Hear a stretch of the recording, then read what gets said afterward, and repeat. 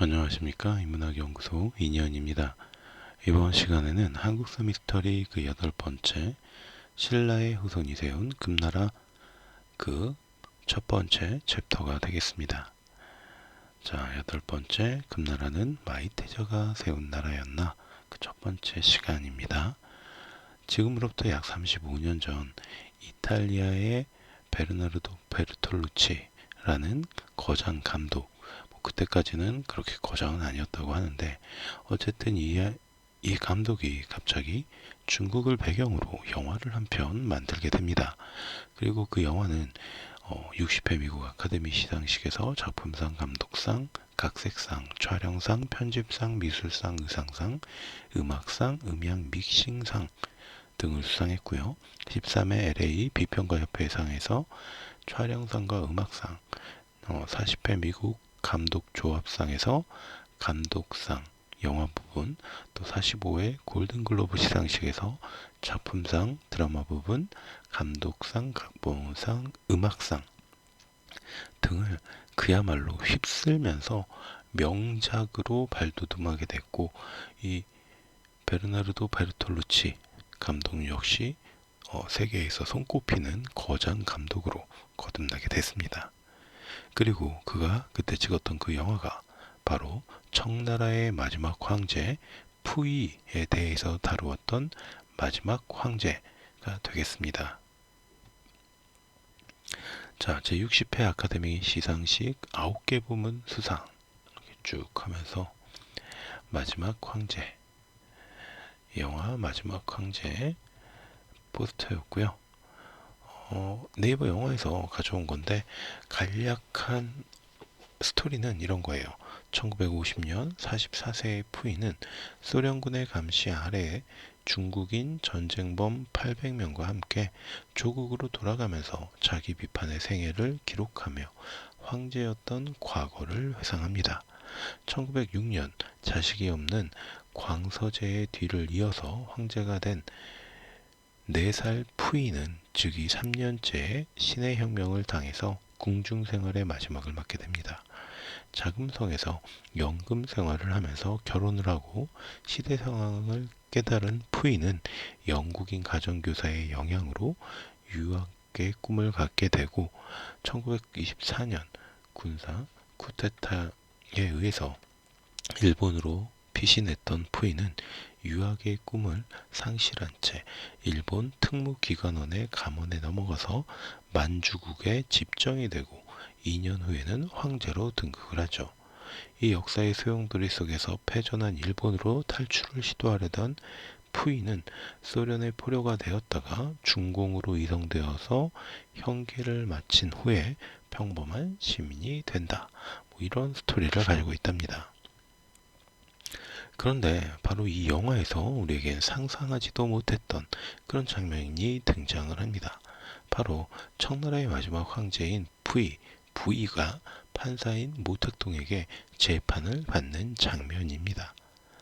너의 이름은 무엇이냐? 젊은이는 대답한다. 아이신제로 푸이. 판사가 고개를 갸우뚱하며 말한다. 참 이상한 성이구나. 영화 마지막 황제 중에서 나오는 대사예요. 여기서 우리가 주목해야 할 점은 바로 푸이 혹은 부이라는 이름입니다. 아이신제러가 성이고 푸이가 이름이죠. 모택동에게 참 이상한 성이었을 아이신제러를 한자 그대로 해석한다면 에이신강라, 그래서 신을 사랑하고 라를 기억하라, 즉 신라를 사랑하고 기억하라 라는 의미가 될 수 있습니다. 그리고 이 장면에서 우리는 이른바 갑툭튀한 신라에 대해서 당황하게 되죠. 자, 실제 푸이의 모습 나무위키에서 가져왔고요. 대체 청나라 황제인 푸이가 어찌하여서 신라를 사랑하고 기억하라 라는 성을 갖게 된 것일까요? 물론 정확하게 남은 기록이 없다 보니까 늘 그렇듯 그럴싸한 추리와 추론으로 우리는 짐작을 할 수 있을 뿐이겠죠. 우선 우리는 신라의 마지막을 잠깐 돌이켜볼 필요가 있습니다. 935년 신라의 경순왕은 더 이상 신라를 지켜낼 자신이 없었기 때문에 고려의 왕건에게 스스로 항복을 하고 나라를 갖다 바칩니다. 그러나 당시 경순왕의 아들이자 훗날 마이태자로 불리던 이 태자는 이런 아버지의 결정에 대해서 격렬하게 반대했어요. 물론 태자의 이런 반대는 경순왕을 설득하지는 못했고 마침내 신라를 고려에게 바치게 되자 마이태자는 계골산으로 들어가서 초가집을 짓고 베옷을 입고 생활하다가 그 생을 마감하게 되었다고 하죠. 일설에서 신라의 부흥운동을 이끌었다라고도 전해지기는 하지만 그 이야기는 다음에 기회가 있을 때 별도로 다뤄보도록 하겠습니다. 아무튼 이런 마이태자에게는 3명의 아들이 있었는데요. 그중 김행 혹은 김준이라고도 전해지는데 이 김행은 여진으로 넘어가서 흩어져서 생활하던 여진족들을 규합했고 이렇게 모인 여진족을 바탕으로 그의 5대손인 완한 아골타가 금나라를 세우고 중국을 통합하게 되었다라는 거죠. 따라서 이때 김행 혹은 김준의 성이었던 금을 나라 이름으로 정하게 되었고 금나라의 뒤를 이은 청나라 역시 자신들의 근본은 신라에 있다 라고 여겨서 애신강나라는 성을 사용했다는 것입니다. 그렇다면 역사 자료에서 이런 근거를 우리가 찾아볼 수 있을까요? 금나라 시조는 이름이 합보이다. 처음 고려에서 나올 때 60세가 넘었다.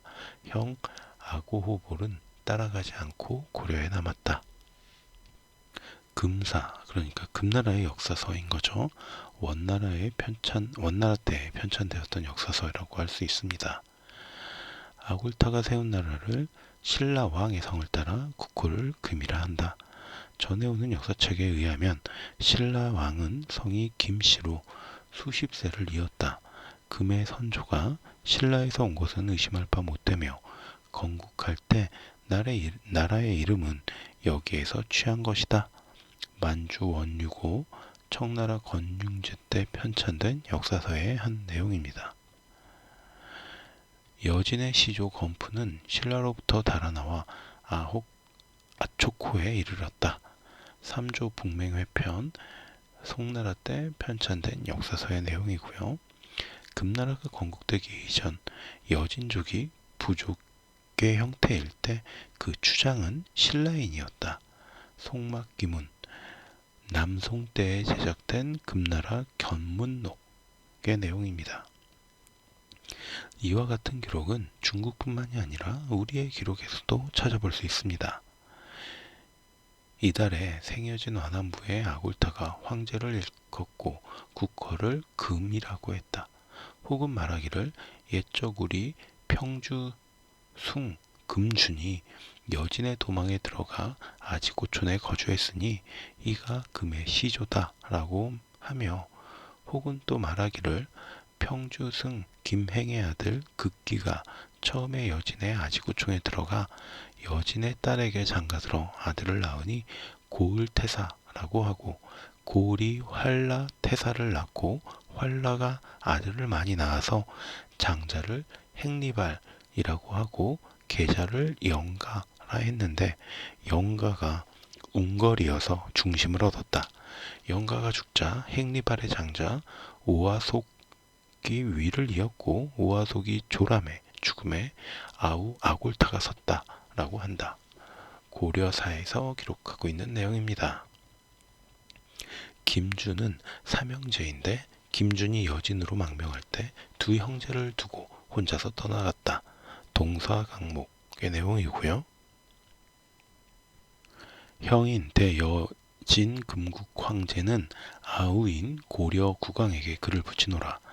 우리의 조상은 한 조각 땅에 있으며 거란을 대국이라 하고 고려를 부모의 나라라 하여 공손히 하였다. 금의 아골타가 고려에게 보낸 국서에 드러나 있는 내용이고요. 여진과 발해는 본래 한 집안이다. 금나라가 발해 유민들을 회유할 때 했던 말입니다.